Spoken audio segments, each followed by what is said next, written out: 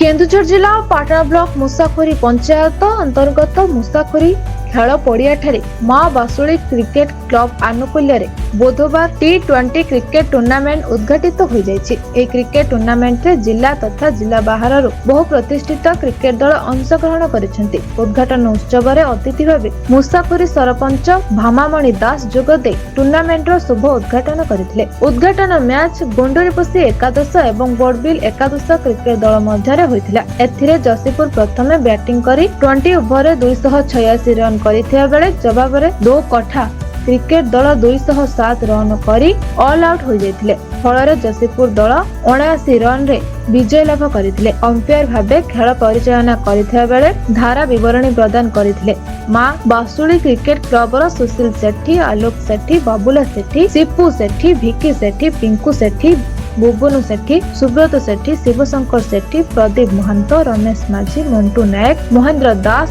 रजत सेठी प्रमुख खेल परिचालन में सहयोग करुछन्ति। आसंता 14 तारिख दिन ए टूर्नामेंट उद्घाटित हेबा बोली क्लब तरफ सूचना दिया जायछि। केन्दुझर जिल्लारू दशरथ पारीଙ୍କ रिपोर्ट ब्लैक न्यूज ओडिया।